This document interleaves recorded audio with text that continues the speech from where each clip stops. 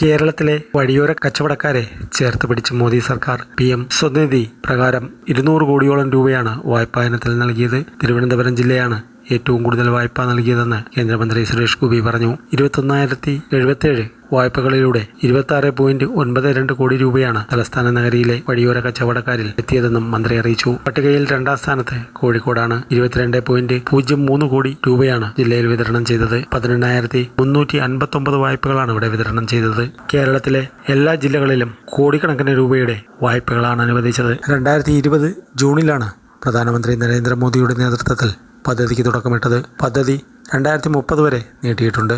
യാതൊരു ഈടും കൂടാതെയാണ് വായ്പകൾ നൽകുന്നത്. മിക്കപ്പോഴും ആവശ്യമായ ഈട് നൽകാൻ ഇല്ലാത്തതിനാൽ ഇത്തരം കച്ചവടക്കാർ പണത്തിനായി വട്ടിപ്പലിശക്കാരെയാണ് ആശ്രയിക്കുന്നത്. അത്തരം ഒരു സാഹചര്യത്തിലാണ് PM സ്വനിധിയുടെ പ്രാധാന്യം. തദ്ദേശ സ്ഥാപനങ്ങൾ നൽകുന്ന തിരിച്ചറിയൽ കാർഡ്, ആധാർ കാർഡ് എന്നിവയാണ് വായ്പയ്ക്ക് ആവശ്യമായ രേഖകൾ.